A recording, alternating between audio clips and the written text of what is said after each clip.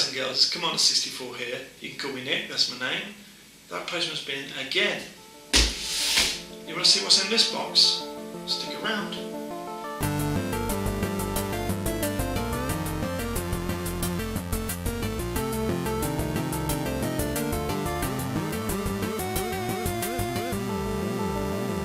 Right, so we're back again. I've got another parcel from eBay and my glamorous assistant, Leia. She sometimes pops up in the videos, don't you? You like to be involved, don't you? Yeah. She likes to help her daddy. We'll open it up and show you what we got.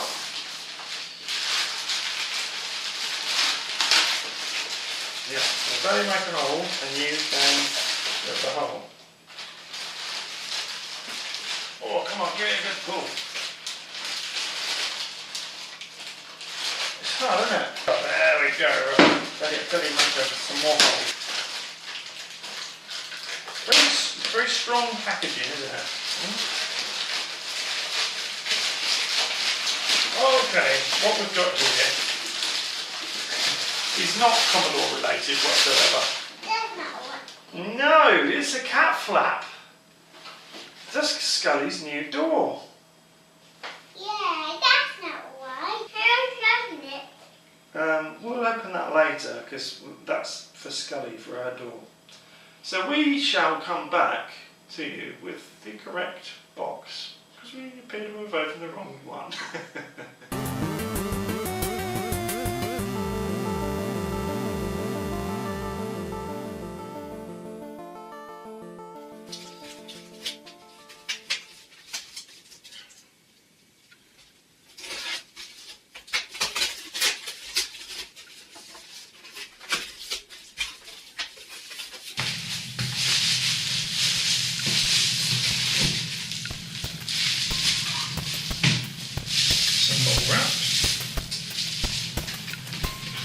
Here we are.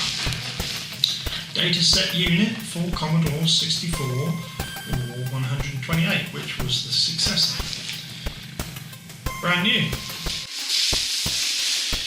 Now I think the reason this is brand new is because it is a replica.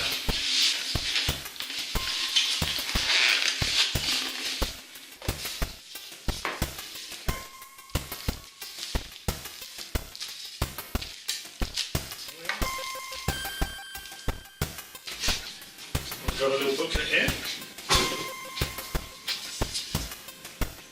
Operating instructions just sort of tells you where to put the cord in, not to force it in too hard, and to keep it at distance from the TV because of radio interference.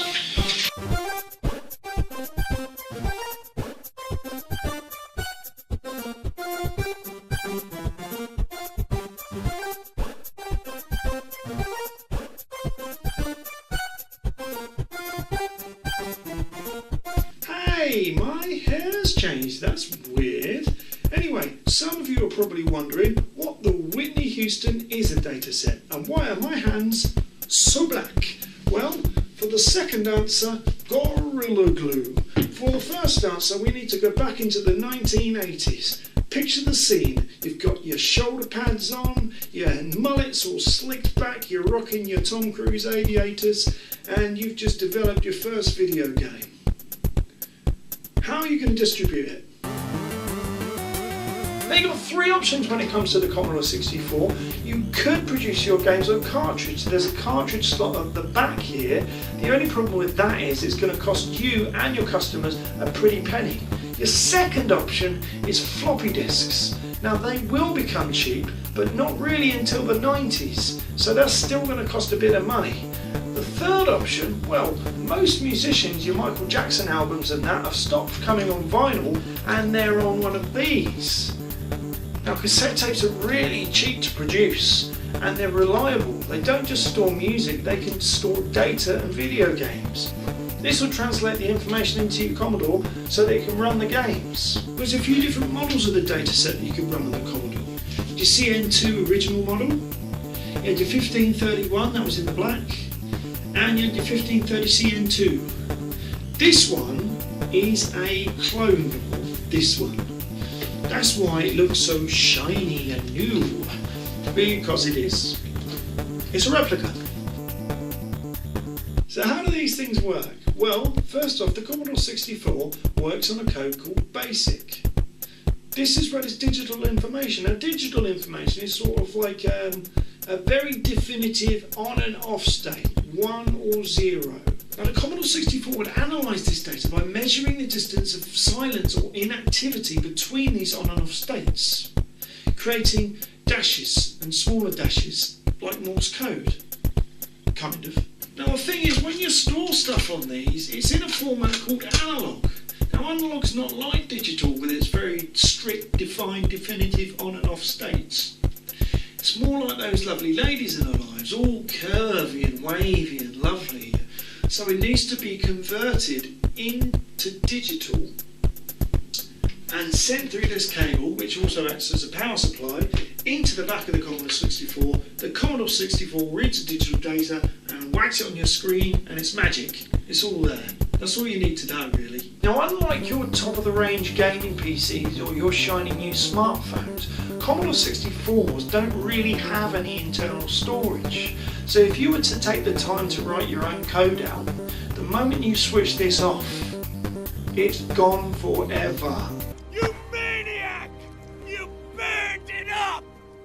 Darn you all to heck! Fortunately, these do more than just read the data. If you use the save function on the Commodore 64, insert a blank cassette tape and hit your record button, you can save all that lovely data you've been working so hard on. Hard on. What was I? Oh yeah. So the whole process is reversed. Digital data is sent to the data set, converted into analog, and recorded onto your blank cassette tape. So now that lovely code you wrote is safe and sound, securely stored on your cassette tape for about 30 years until it starts to wear out. What year is it? You maniac! You blew it up! Damn you! God damn you all to hell!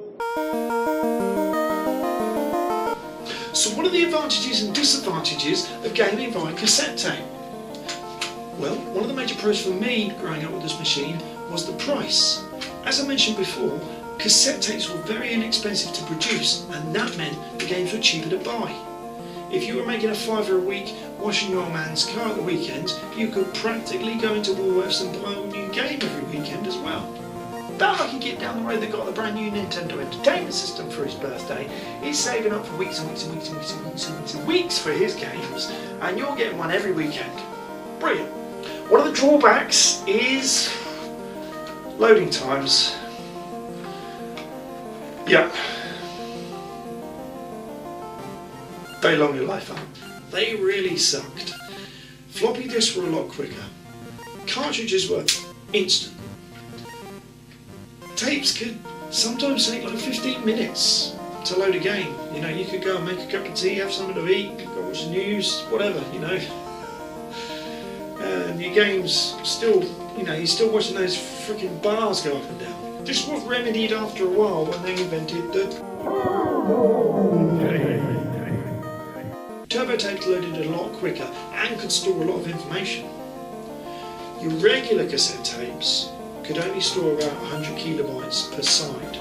Turbo tapes could store 1,000. That's 1 entire megabyte. The last point I'm going to make about the pros and cons of this could be seen as an advantage or a disadvantage depending on who you were at the time. If you were a game developer, this wasn't a great thing. If you were a gamer, it was a great thing. I'm talking about the ability to back up the games. Literally, all you needed was a twin tape deck, a blank cassette tape, and a copy of your buddy's game, and boom, you've got that game too. So if you've got 100 games, and your buddy next door's got 100 games, and between you you've got enough money to buy a buttload of blank cassette tapes, you can have a buttload of games. and you're kind of feeling sorry for that guy with the Nintendo now, yeah? Because he's still got like 2. So that's about all I have to say about the data set. I've tested it, it works, and maybe the next time we see it we'll be getting into the juicy stuff, doing some actual gaming. Did you enjoy this video? If you did, please let me know by hitting a like or subscribe, or let me know in the comments down below what you think and what you'd like to see, and I'll keep making more of these videos. But for now, it's Commander 64 signing off.